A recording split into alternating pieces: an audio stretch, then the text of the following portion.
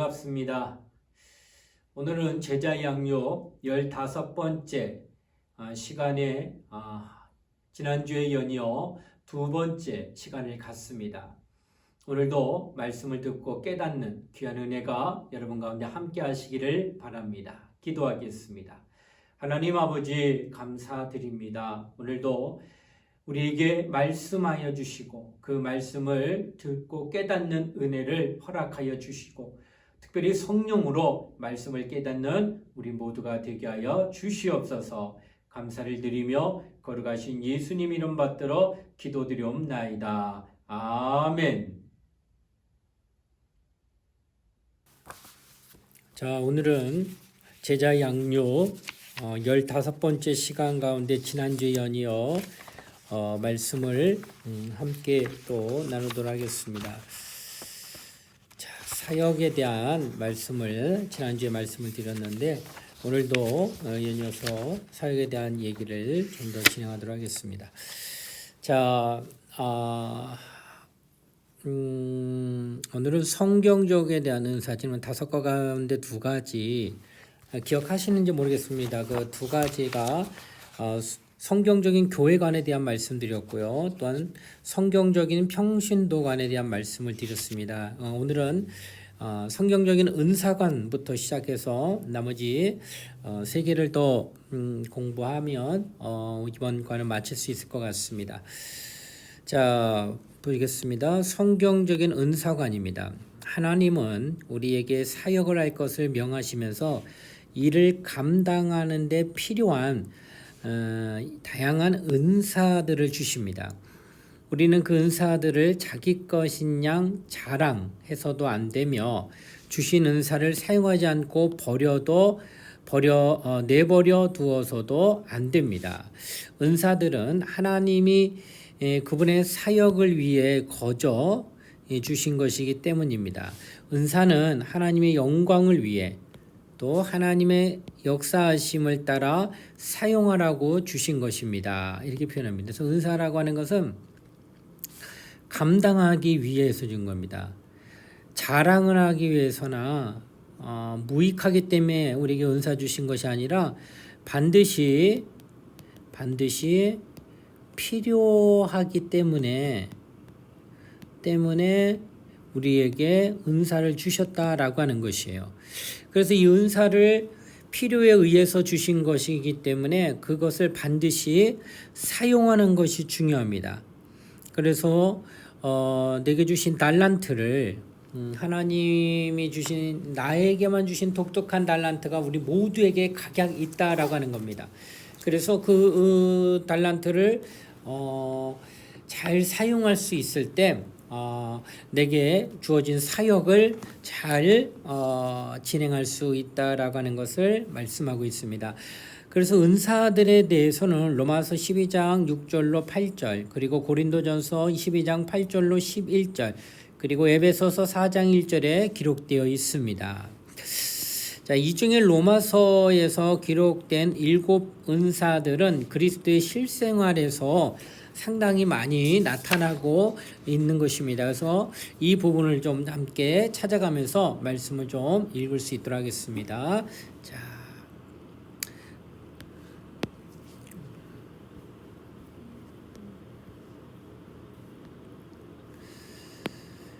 자, 아까 로마서를 중심으로 된 7가지 은사를 한번 말씀을 보고 한번 찾아보도록 할 텐데요. 자, 먼저는 로마서 12장 6절로 8절 말씀입니다. 12장 6절로 8절 말씀을 한번 찾아봐서 우리 읽어가면서 좀 말씀을 진행할 수 있도록 그렇게 하겠습니다. 자, 제가 한번 읽어보겠습니다. 로마서 12장 6절로 8절입니다. 우리에게 주신 은혜대로 받은 은사가 각각 다르니 혹 예언이면 믿음의 분수대로 혹 섬기는 일이면 섬기는 일로 혹 가르치는 자면 가르치는 일로 혹 위로하는 자면 위로하는 일로 구제하는 자는 성실함으로 다스리는 자는 부지런함으로 긍휼을 베푸는 자는 즐거움으로 할 것이니라. 아멘. 이게 로마서 12장 6절로 8절까지 말씀이고요. 또 로마서 12장 8절로 11절 말씀입니다. 어떤 이에게는 성령으로 말미암아 지혜의 말씀을, 어떤 이에게는 어떤 사람에게는 같은 성령을 따라 지식의 말씀을, 다른 사람에게는 같은 성령으로 믿음을, 어떤 사람에게는 한 성령으로 병 고치는 은사를, 어떤 사람에게는 능력 행함을, 어떤 사람에게는 예언함을, 어떤 사람에게는 영들 분별함을, 다른 사람에게는 각종 방언 말함을, 어떤 사람에게는 방언들 통역함을 주시나니. 아멘. 이것이 고린도전서 12장 8절로 11절에 나타난 은사에 대한 모습들을 여기서 지금 말씀하고 있다라고 하는 것입니다. 자, 보시게 되면은 지금 상당히 많은 하나님이 주시는 은사들이 이렇게 다양하게 우리에게 지금 주어지고 있다라고 하는 것입니다. 또 에베소 4장 11절 말씀 한번 찾아서 읽어보겠습니다. 또 여기에는 은사가 어떻게 나타나고 있는가 제가 읽겠습니다. 그가 어떤 사람은 사도로, 어떤 사람은 선지자로, 어떤 사람은 복음 전하는 자로, 어떤 사람은 목사와 교사로 삼으셨으니. 아멘. 자, 이렇게 지금 로마서로부터 시작하여 에베소서 이르기까지 은사에 대한 부분들을 상당히 지금 잘 묘사하고 있다라고 하는 것입니다. 그래서 여기 보시게 되면은 일곱 은사들은 우리 그리스도인들의 실생활에서 쉽게 드러나는 은사들입니다. 우리 간단히 한번 설명해 보도록 그렇게 하도록 하겠습니다. 자, 아까 우리 로마서 12장 6절로부터 우리가 계속 읽었습니다.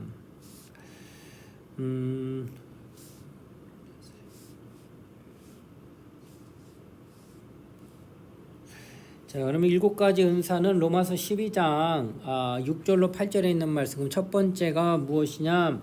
6절로부터 한번 읽어보겠습니다. 우리에게 주신 은혜대로 각 받은 은사가 각각 다르니 혹 예언이면 믿음의 분수대로, 예언이면 믿음의 분수대로. 그러니까 이게 뭐라고 그럴까요? 분수. 그러니까 뭐라고 그럴까면요, 믿음의 분수라는 건 믿음의 그릇. 그러니까 그것을 초월하지 말라는 거예요. 믿는 바에 안에서만 이야기하라는 거예요. 그래서 이 예언이라고 하는 거, 당시 초대교회 같은 경우는 고린도전서 전후서 이렇게 보게 되면은 상당히 예언들이 많았다라는 겁니다. 그래서 방언 통역하기도 하고 여러 가지 예언들이 상당히 많았는데, 오늘날 이것은 뭘로 설명할 수 있을까 얘기했는데, 저는 이 예언은 오늘날 말하면 설교를 말할 수 있을 것 같습니다. 여러분, 예언이라고 그래서 여러분 오해하는 경우가 뭐냐면은 뭘 알아맞히는 거,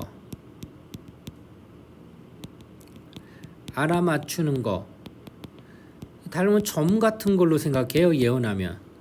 그래서 점 보는 그런 뭔가 알아맞히고 그렇게 좀 이런 부분에 대해서 오해하는 여지가 있다고 하는 것입니다. 근데 성경은 예언이라고 하는 거, 실제적으로 하나님의 말씀이 예언입니다.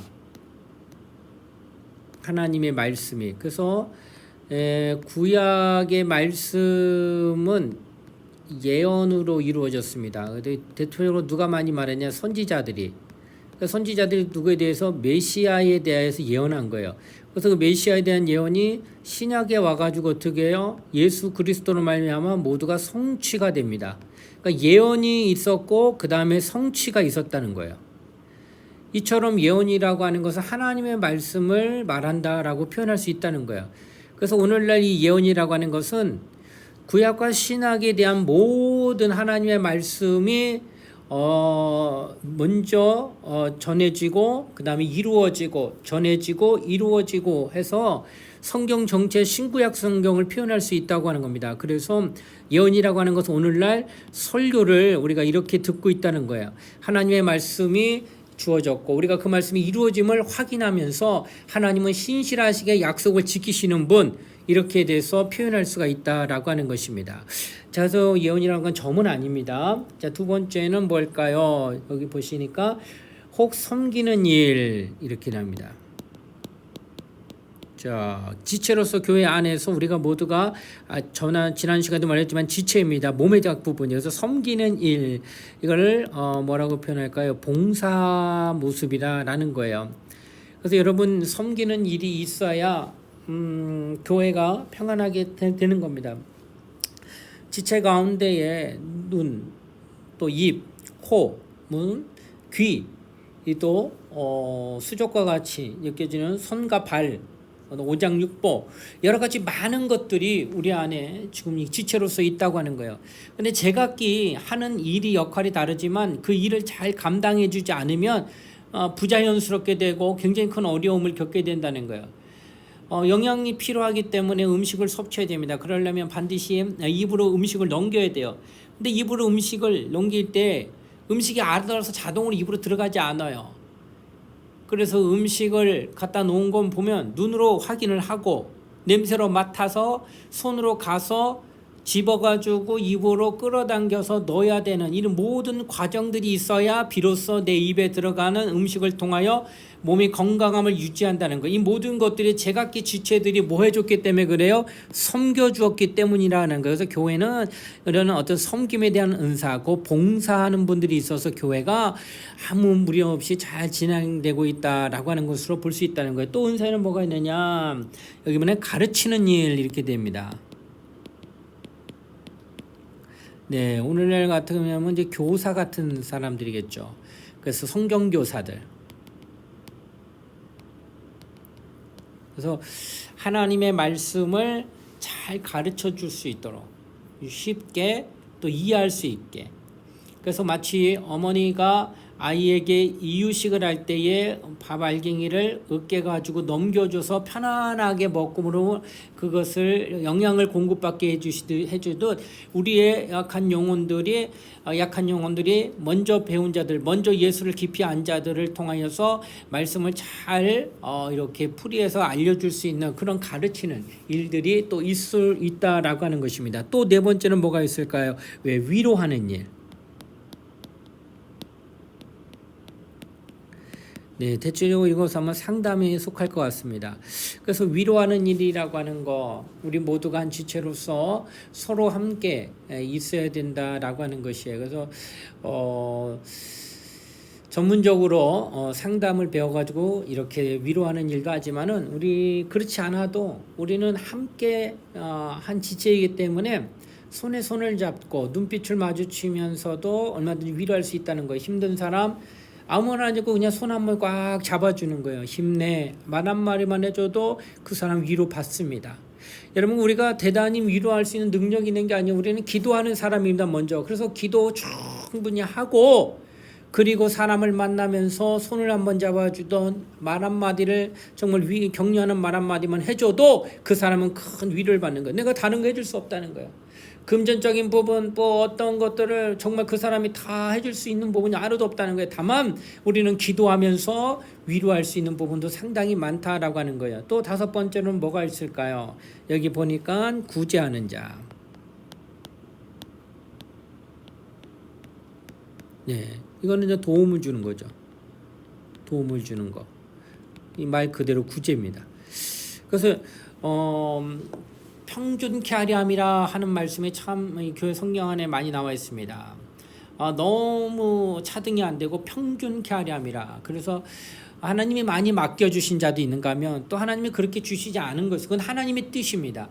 다만 이 땅에 살아가는 가운데에 많이 맡겨주신 것에 대하여 감사하고 그것을 청지기같이 잘 사용하면서 필요로 한 자들에게 평균케 하기 위하여 이렇게 도움을 주는 것 굉장히 아름답다라는 거예요. 그래서 교회 안에서도 이런 하나님이 주신 것들에 대하여 많이 받은 자가 있고 적게 받은 자가 누구든 있을 수 있다는 거예요. 그러나 그것을 평균케 하기 위하여 도움을 줄 수 있을 때 도움을 주게 하는 것. 이것이 정말로 구제하는 자. 그래서 오른손이 아닌 왼손이 모르게 이렇게 하면 좋겠어요. 그래서 자기 이름을 나타내지 아니하고 하나님이 하신 것처럼 이름도 밑도 없이 구제를 해주는 건 너무 아름답다라고 생각할 수 있다는 겁니다. 또 여섯 번째는 뭐가 있었나요? 여기 보니까 다스리는 자.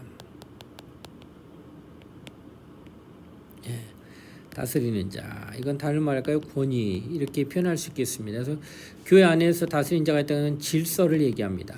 그래서 여러분 교회 안에서는 직분이 있어요.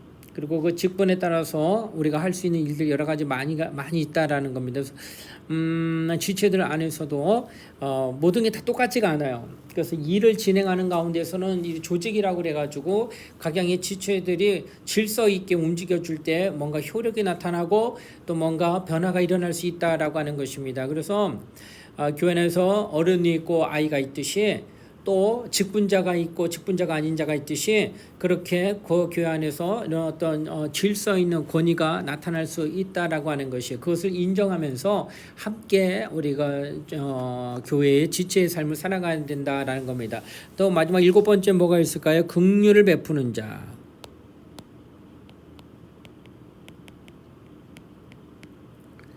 자, 여기서 긍휼을 베푸는 자 이렇게 얘기하는 겁니다.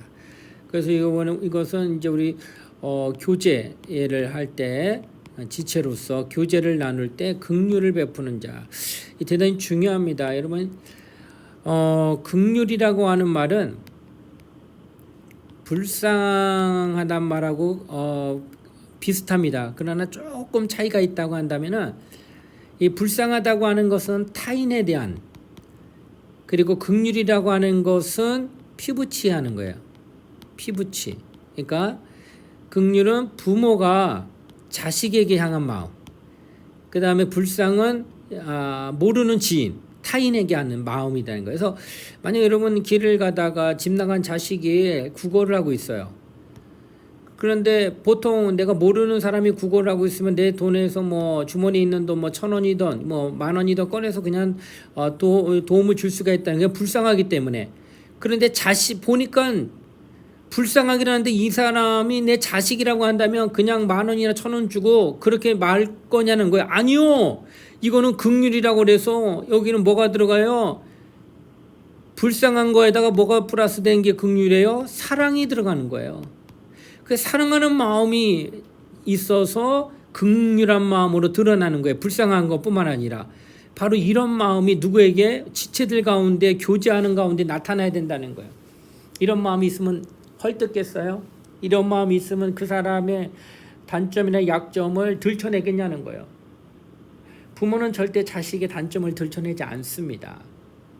왜요? 사랑하기 때문에, 그리고 연약한 걸 보고 불쌍하기 때문에, 그래서 긍휼히 여기기 때문에 부모는 한없이 그 자식을 향하여 언제나 마음이 열려 있다는 거예요. 교회 안에서 지체들이 이런 은사를 가지고 서로를 바라보는 건 아름답다라는 거예요. 그래서 지금 7가지의 이런 은사들이 지금 나와 있다라는 것을 함께 보았습니다. 자, 중요한 것입니다. 뭐냐? 중요한 것은 우리가 받은 이 은사의 독특성을 깨닫고 그것을 실천에 옮기는 일입니다. 다양하다는 거예요. 그리고 중요한 것은 실천해야 돼요. 우리가 이렇게 있다고 머리로만 알고 그런 것이 있었구나 하고 넘기는 게 아니라 그런 것들이 나타날 수 있도록 해야 된다라고 하는 것이에요. 이런 깨달음을 통하여 우리는 우리와 은사가 비슷한 사람들을 비판하지 않게 되며 또 우리와 다른 은사가 다른 사람들을 충분히 이해하게 됩니다. 그래서 비판과 이해 사이에 있다는 거예요. 이해와 비판. 어느 것도 우리는 여기서 치사손대하지 말고 이것을 바라봐야 된다는 거예요. 다르다고 하는 것이 비판받을 대상이 아니라는 겁니다. 이해의 대상이다. 모두가 하나님이 허락하신 은사가 각양이 다 틀리기 때문에 우리는 그 은사들을 존중해 줘야 된다는 거예요. 그리고 이해하고 함께 하려고 하는 그런 모습이 필요하다라고 하는 것입니다. 자, 은사에 대한 부분이었습니다. 자, 이제 또 보겠습니다. 자, 성경적인 훈련관입니다. 자, 사역을 감당하려면 은사, 좀 전에 얘기했던 이거 좀 필수적입니다. 필요한 거니까. 그런데 그 은사를 사역에 사용하며 열매를 맺으려면 뭐가 필요하냐? 훈련이 필요하다는 거예요. 교회에서 훈련을 시키지 않고 중요한 직분을 맡기는 것은 잘못된 것입니다. 여러분 군대에 가서 이병, 일병, 상병, 병장 이렇게 훈련을 받습니다. 고대지요. 근데 이렇게 훈련을 받아야 전시가 되면은 비로소 그 훈련했던 그 노력에 대한 어떤 성과가 전쟁을 통하여 나타난다고 하는 거예요. 그러니까 전쟁이 나도 훈련되지 않은 사람은 쓸모없다는 거예요. 군복을 입고 있어도. 그래서 훈련이 굉장히 중요하다라고 하는 거예요. 교회 안에서도 은사는 여러 가지 많이 나타나는데 그것을 정말로 잘 활용할 수 있도록 그 믿음의 그릇을 키워주지 않으면 절대로 그것이 칼이 될 수 있다는 거예요. 칼은 도구예요. 그래서 이 칼을 통하여서 음식을 만들어서 수술을 해서 사람을 고치기도 하고 맛있는 음식을 만들기도 하지만 그 칼이 사람을 찌르는 흉기가 될 수 있는 것은 훈련되지 아니하고 그것이 정말로 자유분방하게 막 그냥 감정 컨트롤 안 돼가지고 사람에게 상처 줄 수 있는 그런 도구가 되어질 수도 있다라고 하는 거예요. 그래서 하나님께 봉사하려는 사람은 신중하게 적절한 준비를 해야 됩니다. 이 준비가 중요한 거 이걸 훈련이라고 표현합니다. 은사에 맞춰 행하는 훈련은 교회 사역에 적절한 준비일 겁니다. 우리 교회의 문제점은 평신도를 훈련하는 교육자들이 많지 않고 훈련을 받고 싶어하는 평신도 또한 많지 않다는 점이에요.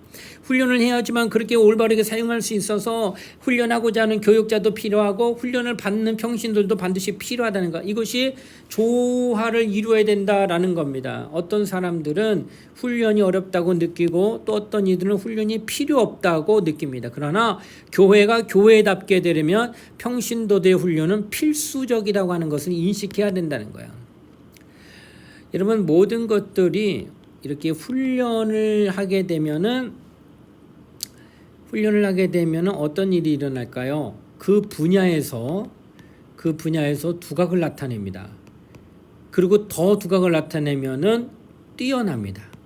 뛰어남이 나오는 거예요. 거기에서 훈련을 통하여 두각을 나타내고 더 두각을 나타내면 그 사람이 뛰어나요. 누구보다? 다른 모든 사람보다. 그래서 여러분 올림픽 경기를 아시잖아요. 훈련합니다. 4년 동안 준비를 해요.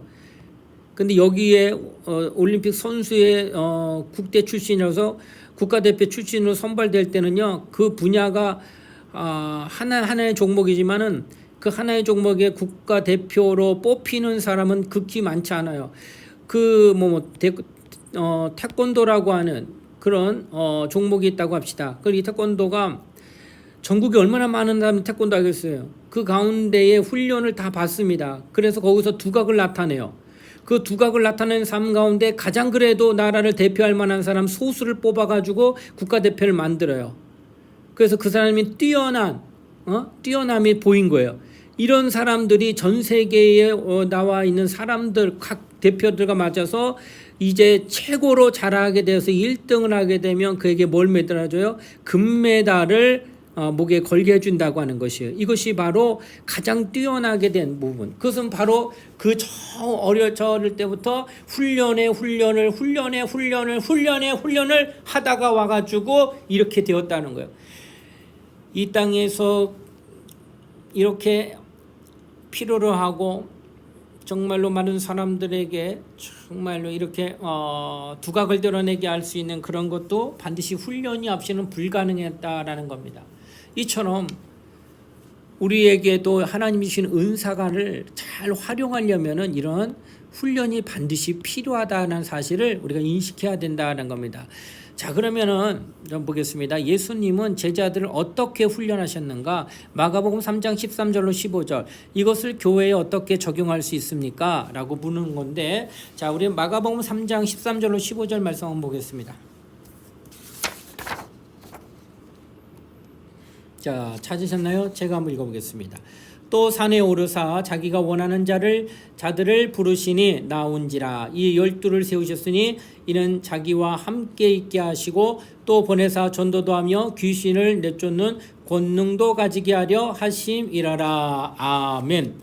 자, 여기 보시게 되면은요, 예수님께서 제자들을 훈련하시는 방법들 여기 나와 있습니다. 자, 첫 번째 뭐 하느냐? 부르시고 택하셨다라는 겁니다. 자, 보면은 부르셨다. 그리고 택하셨다. 이게 구분이 돼요.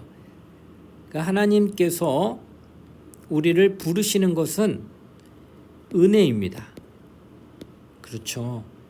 그래서 우리는 처음에 뭘 해야 되느냐? 부르심에 대하여 응답하고 나오는 은혜를 받아야 합니다. 이게 가장 첫 번째예요. 그러니까 하나님이 은혜를 주실 때 그 은혜를 받으려고 하는 겸손함, 온유함이 우리에게 있어서 은혜를 받아야 진정한 제자로서의 첫 발걸음, 첫 단추를 끼는 것과 같다는 거예요. 은혜 받지 않은 사람 아무리 훈련하고 가르쳐도 안 됩니다. 은혜를 받은 사람을 가르쳐야 됩니다. 은혜를 아는 사람에게 훈련을 시켜야 됩니다. 그래야 그 사람이 바르게 자랄 수 있다라고 하는 것이에요. 정말로 교회 안에서 은혜 받지 아니하고 직분 받고 은혜 받지 아니하고 어떤 일을 장을 맡기게 되면은 그거 어려움이 있어요. 그래서 반드시 예수님께서도 제자들을 부르셨지만은 그 제자들은 반드시 주님이 부르셨어요. 이건 하나님의 은혜예요. 부르심에 대한 은혜.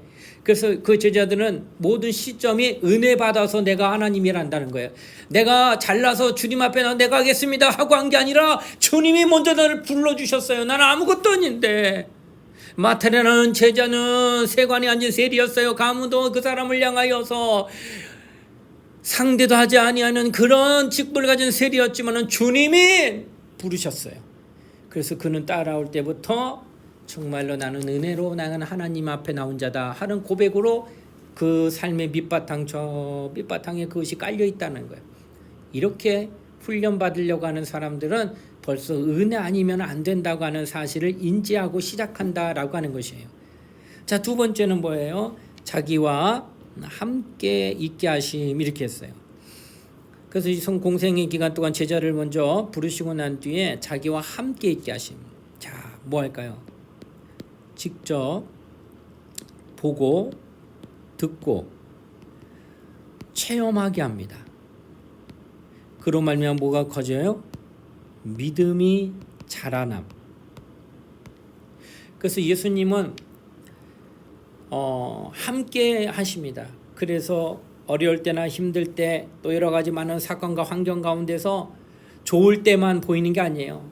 배고플 때도 있고 같이 힘들어서 또 쫓겨다닐 때도 같이 하고 동고동락하는 거예요. 그러면서도 그에게 하나님의 복음을 듣게 하고 또 많은 이적과 표적과 기사를 보게 하고 또한 그들이 귀신을 쫓는 체험도 하고 여러 가지 많은 것들을 예수와 함께함으로써 체득하고 경험을 하게 되니까 점점 뭐가 자라느냐? 믿음이 자라더라는 거예요. 그래서 머리로 믿는 게 아니라 가슴으로 내 영으로 하나님을 더욱더 체험하게 되고 알아가니까 믿음이 쑥쑥 자라게 돼서 그래서 어떠한 환경에 놓여도 어때요? 감당해낼 수 있는 그런 모습이 된다라고 하는 것이에요. 그러니까 예수와 함께하면서 정말로 산전수전 다 겪는 그런 삶을 결정하면서 그 사람의 그릇이 믿음의 그릇이 커지는 거. 그래서 함께 있는 거예요. 어느 때라도 함께. 이것이 바로 주님이 제자들 훈련하는 방법이었고 세 번째는 보내사 전도하게 하심. 그러니까 이제 보내는 거예요.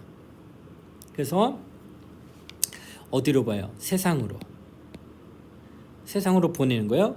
그러면 어떻게 될까? 이제 삶으로 이제는 주님이 직접 옆에서 이렇게 데리고 다니는 게 아니라 이제는 주님이 너희들이 이제 할 수 있다. 지금은 나를 따라다니면서 보고 배고 느낀 거 이렇게 경험했지만 이제 너희들이 그와 같은 것들을 이제 나가서 행할 수 있다라고 말씀하시면서 삶으로 부딪히며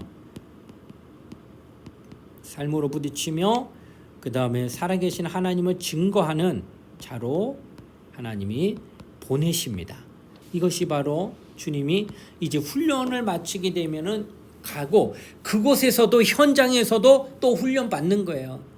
현장에서도 여러 가지 많은 교과서적으로 뭐 이렇게 뭐 정답이 있는 게 아니라 변수가 되는 많은 환경 속에서도 이미 주님과 함께하면서 믿음의 그릇이 커졌기 때문에 다 견뎌내고 감당해내면서 하나님의 일을 진행할 수 있도록 그렇게 훈련을 받아서 그의 각양이 하나님이 주신 은사들을 활용하면서 일할 수 있도록 하나님께서 현장으로 보내고 있다라고 하는 것. 이것이 바로 예수께서 제자들을 훈련하는 방법으로 나타내 주셨다라고 하는 것이에요.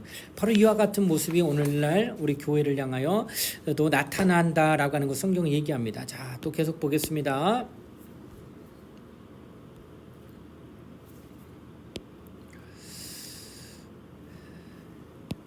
자, 평신도들이 훈련받아야 할 영역에는 여러 가지가 있다는 것. 첫 번째가 경건 훈련입니다. 그래서 경건의 시간, 성경 암송. 여러분 정말 경건 훈련 하셔야 됩니다. 새벽 기도도 하셔야 됩니다. 그리고 집중 기도도 하셔야 돼요. 그러니까 합심 기도. 그래서 지금 성경 암송도 있고 경건 뭐 큐티라고 할 수도 있고요. 이렇게 새벽 기도는 이렇게 하나님 앞에 나가서 하나님과 대면하고 하나님과 독대하는 시간을 가져야 된다라는 것입니다. 또 뭐야 전도 훈련이라는 게 있어요. 개인 전도 훈련, 전도 성경 공부 등을 할 수 있어요. 그래서 우리로 체질이 전도 체질로 이 말은 뭘까요? 그 삶에 대해서 체질이라고 하는 것은 가장 기초적인 거예요. 결국은 우리의 가장 기초되고 기반이 되고 근본이 되는 것은 우리 삶은 영혼 구령하는 그런 삶이라. 그래서 만나도 영혼 구령에 대한 부분, 어떤 일을 해도 이 일을 통하여 나는 영혼을 구령하는 일에 하나님 앞에 쓰임 받겠다. 이런 어떤 기초나 기반이 그걸로 꽉 잡혀 있다는 거예요. 그래서 무엇을 해도 무엇을 마실까, 무엇을 입을까, 무엇을 먹을까 이런 것들에 대한 관심이 그냥 육체만 있는 것이 아니라 이걸 통하여서 전도에 대한 부분으로 귀결되는 것, 이런 부분이 필요하다라는 겁니다. 양육 훈련 같은 것도 우리가 어때요? 이제 말씀, 성경 공부 같은 거 하고 뭐 또 이제 구역 훈련들 이런 것들을 바로 다음 세대를 또 교사 대학 같은 것도 양육 훈련입니다. 그래서 이렇게 훈련을 시켜서 그들로 하여금 일할 수 있도록 그렇게 만들기도 하는 겁니다. 상담 훈련 같은 건 이제 전문적이죠. 그래서 이제 카운셀링 해가지고 가르쳐 주는 사람을 불러다가 상담 훈련도 할 수 있다는 거예요. 그래서 우리가 이제 관계 맺고 있는 모든 사람들을 좀 이렇게 원활하게 또 어렵지 않은 인간관계를 형성할 수 있도록 상담하는 훈련, 또 상담에는 또 여러 가지 신앙적인 상담도 있을 수 있다는 거예요. 그래서 먼저는 뭐 목회자가 일을 감당하겠지만 또 그 안에는 또 목회자뿐만 아니라 평신도 지도자들도 있을 수 있다는 거예요. 직분자들이 그 일을 또 감당해 줄 수 있다라는 것입니다.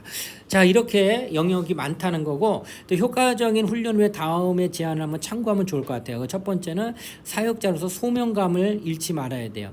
내게 주신 이 일은 하나님이 내게 주신 일이다 여기며 그 마음에 불붙는 심령으로 일해야 된다. 또 자신과 비슷한 은사로 성실하게 사역하는 분들을 찾아본다. 우리가 모두가 네트워크라고 그럴까요? 유기적인 관계예요. 그러니까 이런 일을 먼저 하고 있는 분들도 있다는 거예요. 은사를 먼저 사용하셔가지고 일하는 분들. 그분한테 미리 듣게 되고 또 알아보게 되면 힘도 없지만은 또 거기서 우리가 또 알아야 될 거 또 더 좋은 효과적인 방법들도 경험할 수 있다라는 거예요. 또한 사역에 필요한 말씀이나 책들을 읽고 공부하십시오. 그래서 매너리즘 늘 그냥 배웠던 것 또 얘가 또 그냥 게 아니라 자꾸 더 좋은 것, 자꾸 더 나은 것을 추구하려고 하는 이런 모습들. 그래서 책도 보고 또 말씀도 공부하는 것이 필요하다는 겁니다. 이미 있는 은사들을 활용할 수 있는 방법을 생각해 보십시오. 그러니까 나에게 주시는 은사가 과연 뭘까? 남의 은사를 이렇게 부러워하고 또 그 은사를 따라가려기보다는 하나님이 나에게만 독특하게 주시는 은사가 반드시 있다는 거예요. 70억의 인구 얼굴이 다 틀려요. 어느 사람 똑같은 쌍둥이로 태어나도 틀려요. 이처럼 우리에게 은사가 이렇게 탁탁 틀리다는 거예요. 그래서 그 은사대로 하나님이 꼭 필요한 걸 우리에게 주셨다고 믿고 그것을 찾으면은 그것을 사용하면 된다라고 하는 거예요. 또 교회 생활을 오래 했더라도 겸손하게 시작하십시오. 굉장히 중요합니다. 오랜 시간 신앙생활했기 때문에 그렇지 않은 사람 보면서 하대하는 그런 마음 가지면 아무 일도 할 수가 없습니다. 그래서 배움에 대한 것은 어린아이한테도 배울 수 있다는 거예요. 뭐든지 마음만 그렇게 갖고 있다면, 배우려는 마음만 있다면, 겸손하면 배울 수 있다라는 겁니다. 또 헌신과 열심에 도전을 줄 수 있는 그룹에 참여하십시오. 이 그룹이라고 하는 것은 영향을 받으라는 겁니다. 좋은 영향. 그래서 여러분 늘 모일 때 기도하는 모임, 열심히 있는 모임, 그리고 정말 헌신하는 모임에 자꾸 함께 하세요. 그럼 나도 그렇게 되어요. 그러나 반대로 교회에 니골라당 같이 어려움을 주고 그 다음에 예수님의 마음을 아프게 하는 그런 그룹에 가면 안 돼요. 그런 데 가면 나도 그러지 않았는데 그렇게 되어버려요. 그래서 영향받는 거예요. 물들어 버리는 거예요. 그래서 언제나 열심히 있고 헌신적인 그런 좋은 그룹에 함께 하려고 할 때 그런 좋은 역사가 나타날 수 있다라고 하는 것입니다. 자, 또 계속 보겠습니다. 자, 그 다음에 5번째는 성경적인 세계관입니다. 자, 훈련받은 평신도들이 사역을 감당하려면 사역 현장을 바로 이해하는 게 중요합니다. 현장을요. 그래서 많은 그리스도인들의 사역 현장을 교회 안으로 제한한다는 겁니다. 그러나 우리의 사역 현장은 이 세상이라는 것을 우리가 다시 한번 생각해 봐야 됩니다. 우리가 살고 일하고 활동하는 세상의 모든 영역이 바로 사역 현장이라는 거예요. 그래서 교회 안에서만 봉사하고 섬기는 걸로 나는 내 사역 다 했다라고 표현하는 거는 그건 좀 부족하다는 거예요. 교회 안에서 해야 되는 게 마땅합니다. 그러나 세상에서도 내게 주어진 6일의 삶, 5일의 삶 안에서도 사역은 이루어져야 된다고 하는 것을 말하고 있다고 하는 것이에요. 그래서 많은 평신도들은 사역 현장을 자기들이 속해 있는 지방이나 나라라고 제안합니다. 저기는 우리 교회지만 또 이런 지방 부평구, 부평동 이렇게 속한 걸로만 국한할 수 있지만 그러나 하나님은 온 세상 땅끝까지 이런 표현입니다. 이것이 우리의 사역 현장이요. 사도행전 1장 8절에 이 부분에 대해 이렇게 표현합니다. 오직 성령이 너희에게 임하시면 너희가 권능을 받고 예루살렘과 온 유대와 사마리아 땅끝까지 이르러 내 증인이 되리라 하시니라. 계속 사마리아 그리고 예루살렘 그리고 유대 그리고 사마리아 그리고 더 멀리 땅끝 이렇게 점진적으로 계속 지경이 넓혀져 가는 것이 그리고 마침내 온 세상이 우리의 사역 현장이다 이렇게 표현하는 겁니다. 이와 같이 세상을 보는 눈이 넓어질 때 사역을 제대로 감당할 수 있다라는 표현을 씁니다. 자, 그러면 예수님은 제자들에게 어떻게 하겠다고 하셨습니까? 요한복음 17장 18절 그리고 20장 21절 말씀 한번 찾아보겠습니다.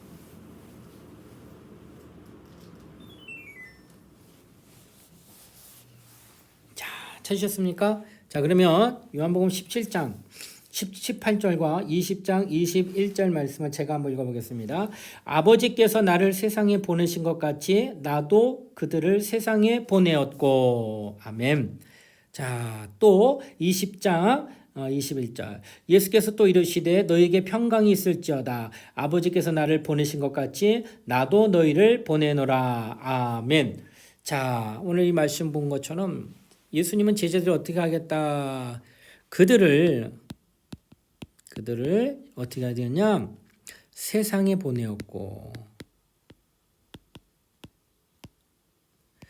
그러니까 지금 그들을 아까 뭐였어요? 훈련시키고 은사를 주었고 또 이렇게 하나님의 몸된 그리스도 안에 들어오게 하여 지체가 되게 했던 그들을 그 안에서만 머물게 한 것이 이렇게 모든 것들을 허락하시면 마침내 어떻게 한다는 거예요. 이제는 그들을 세상에 보내야 된다라고 말씀하셔서 그들은 세상으로 가게 됐다라고 표현하고 있다라는 것입니다. 마치 아버지께서 나를 이 세상에 보냈던 것처럼 나도 이제 너희들을 내 제자로서 또 세상으로 보내노라 파송하는 모습을 말씀하고 있다라고 하는 것입니다. 자, 사도행전 8장 4절에 많은 평신들이 어떻게 사역에 임했는가?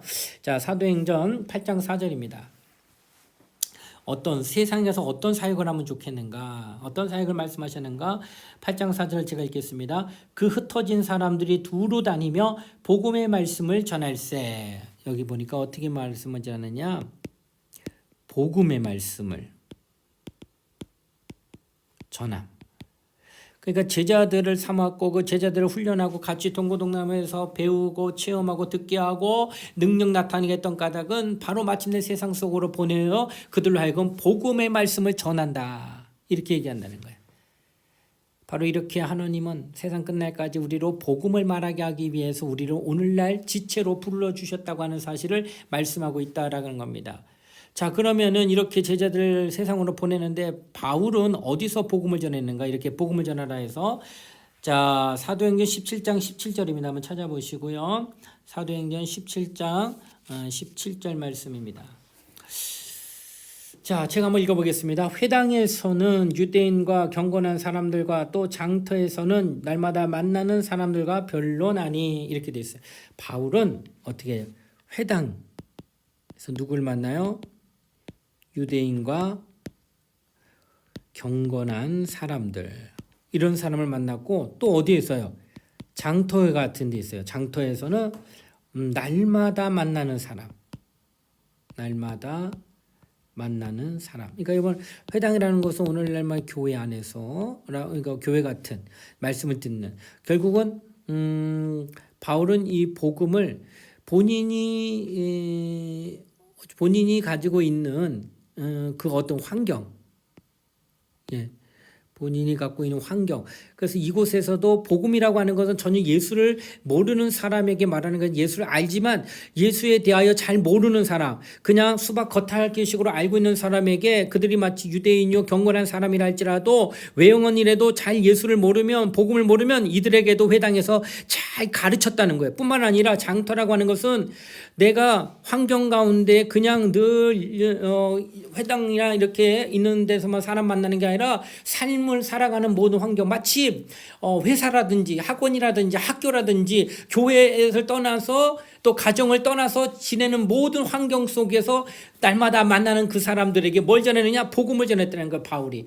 바로 오늘날 우리는 하나님이 날짜를 만드시고 첫째 날, 둘째 날, 일곱째 날 안식하여서 모든 7일을 주일을 비롯하여서 모든 평일을 하나님께서 우리에게 만나는 사람들마다, 또 교회 안에서 만나는 사람마다 예수를 잘 말하게 하고 예수를 알게 하게 하는, 하나님을 알게 하게 하는 이런 복음 사역을 우리로 감당하게 하셨다라고 하는 거예요. 그래서 예수님은 땅끝까지 이르러서 우리의 삶 가운데에 교회에 국한하지 않고 어느 이런 그 어떤 이렇게 이렇게 구분을 져가지고 세상과 교회, 그래가지고 딱 잘라가지고 이제 교회는 교회대로 우리는 할 것이고 세상은 세상 알아서 하라고 이렇게 버려지는 것이 아니라, 교회 안에서 세상으로도 세상에서 교회 안으로 끌고 가고 이렇게 이렇게 함께하는, 공존하는 그런 복음의 말씀을 오늘 얘기하고 있다라고 하는 것이에요.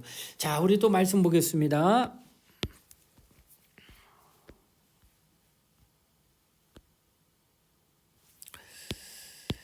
자, 세상의 어느 영역에건 복음이 전파되고 그리스도의 이름이 드러나야 합니다.